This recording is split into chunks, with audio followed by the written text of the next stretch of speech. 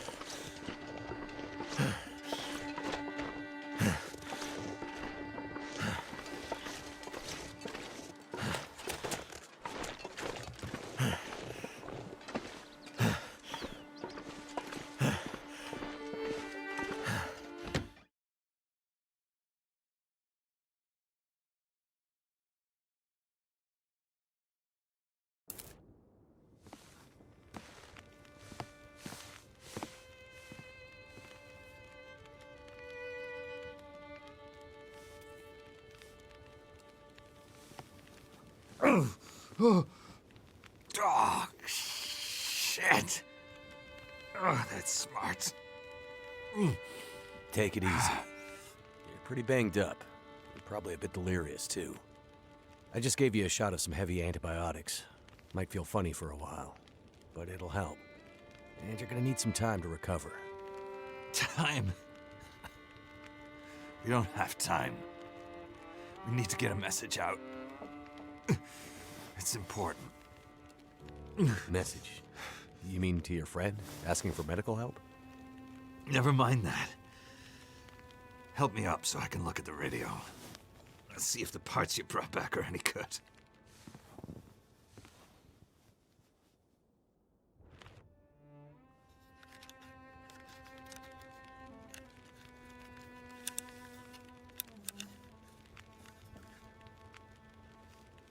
That's a military shortwave, isn't it?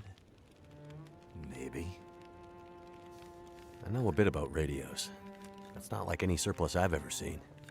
Ah, damn it! Well, parts look fine. So, whatever's wrong with the radio goes deeper than that. What could it be? Something to do with the power. Fuses. Transformers, maybe. We have bigger problems to deal with first. That bear's out there, hunting us. He's a smart old bastard. He'll keep us from getting out, getting supplies, finding help. Eventually, he'll either get us or starve us out. Ah! Oh. I gotta lay down. Help me back to the bed.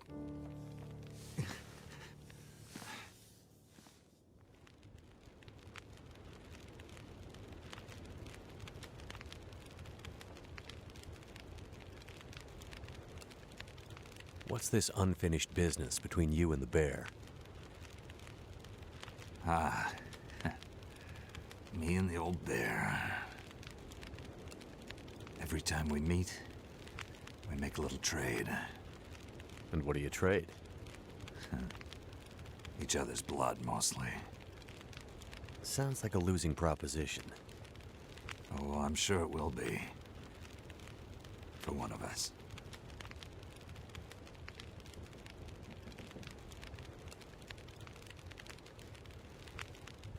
The dam was pretty busted up, like you said. Place was cracked open by the quake years ago and never recovered. Was already half dead at the time. Meaning? The dam dates back to the 60s. Industrialists from the mainland wanted to use it to power a mining town he was planning to build. But the bottom fell out of the price of coal, and he had to abandon those plans. Some fool tried to get it running again in the 80s, but then the forest talkers got involved, and that was the end of it. Pretty sure the quakes finished the job once and for all.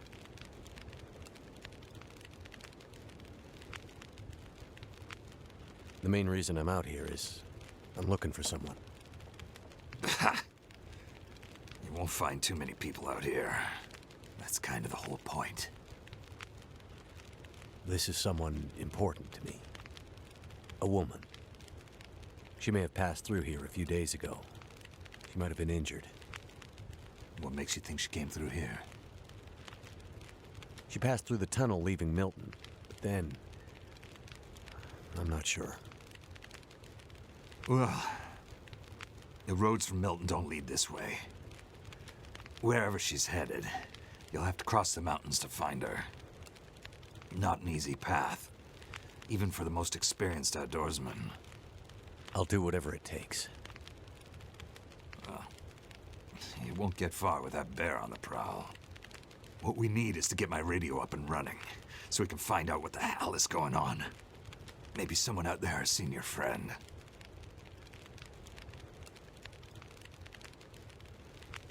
So, who are the forest talkers? Eco-terrorists. Activists, some call them. Depends on who you talk to, I guess. Why are they out here? Well, they've been active for years. They come and go. Mostly here to throw a wrench in the works for a variety of resource projects, mining, forestry mainly. They want Great Bear to remain a pristine wilderness. You don't sound like you agree. Oh, I've no love for industry. But this is the way of the world. You have something they want. They take it. Nothing much you can do to stop it. Well, judging by what I saw in the dam, I'd say the forest talkers are still active. Well, that's good news for you. Keep your eyes open for supply caches they might have left behind.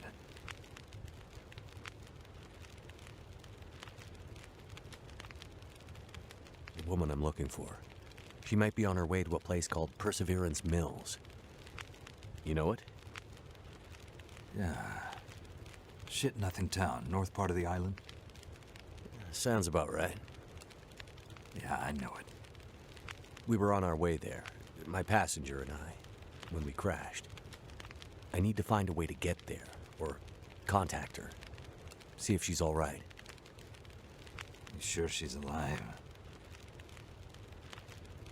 Yeah, I'm sure. Well, normally I'd make some calls on the old shortwave. Whole area's been damn quiet since those lights in the sky. Even the wildlife's acting strange. But I might have an idea.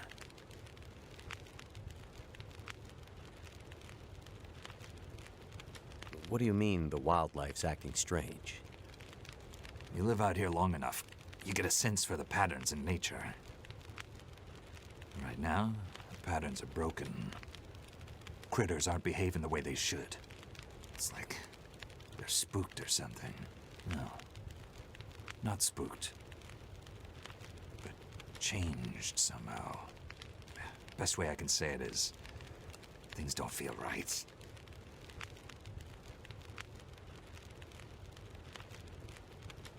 Can you tell me anything about where we are? Well, this whole area takes its name from Mystery Lake nearby. It's kind of a wilderness preserve, though you wouldn't know it from the logging trucks. Not much around there, apart from some lake cabins that'll be locked up for the season. You've already seen the dam. Railroad passes through the area. Trains come through once in a while. Fewer every year. Whole area's mostly dead, most of the year. You sound like you like it that way. I sure do. So, no other people living out here? You gotta understand. The collapse destroyed Great Bear. There's nothing here to stay for. You meet anyone out here? Chances are they're hiding from something. Or someone. And you? Why are you here? I have my reasons. You said you had an idea. What do you have in mind? Well, it's a long shot. But I may know how we can find out about your friend. I'm listening. This shortwave, I use it to keep an ear open for what's going on. So how do we get the radio working? There's no reason I can see why it shouldn't be working. Well, what about more parts? Or another radio? We might find another radio. But I think I have a better idea. Problem is, it's no use with the old bear out there. Your path to a working radio, and our survival, is through that bear. We have to find a way to deal with him first.